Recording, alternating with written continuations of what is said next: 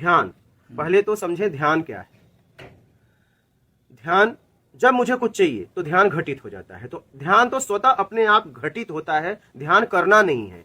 ध्यान स्वाभाविक घटित हो रहा है। ध्यान को समझना है घटित कहाँ हो रहा है। जो मुझे चाहिए उस पे ध्यान घटित हो जाता है। जैसे मुझे भोजन चाहिए, ध्यान कहाँ चला जाता है? भोजन पे। भोजन को मिल गया तो ध्यान कहीं और चला जाता है। हमारी जरूरतों में ध्यान घूम रहा है। आप समझ रहे हैं? ध्यान तो हर वक्त घटित हो रहा है, हर समय घटित हो रहा है। कहाँ हो रहा है? इच्छाओं में, इच्छाओं में। ठीक है। तो अब आप चाहते हैं कि परम ध्यान जो है आपको घटित हो, जो आपको प्रसन्नता दे। तो निर्विकार होने के लिए आप धारणा बनाइए। पहले आपको धारणा करनी पड़ेगी। चाहिए में ध्यान घटित होता है।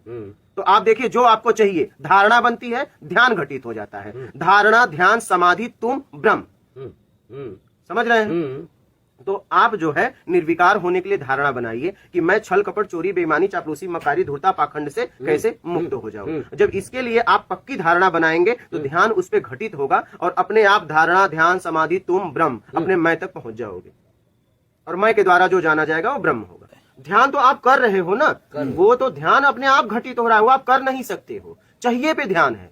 आप देखिए, पूजा में बैठते हो, आपका ध्यान कहीं और चला जाता है। कहाँ जाता है? जो आपको चाहिए, या तो बाहर जाता है या तो आपके अंदर जाता है। अंदर मतलब जो आपने पहले से संचय किया है 5 इंद्रियों को द्वारा, देख के, दृश्य के द्वारा, सुन के, आवाज के द्वारा, सुगंध सूंघ के, सुगंध के द्वारा, आप जीभ से चाट के, खा के, भोजन करके, स्वाद के द्वारा, स्पर्श करके, ठीक है, फीलिंग। तो आप जो है या तो अंदर जाता है या बाहर जाता है। जो आपको चाहिए ध्यान उस पर घटित हो। ध्यान किया नहीं जा सकता ना, पहले धारणा बनानी है। ध्यान आप करते हो, ठीक है, तो आप देखिए कि आप ध्यान करते हो और ध्यान जाता कहाँ है? जो आपको चाहिए वहां जाता है ना। तो ध्यान हो कहाँ रहा है?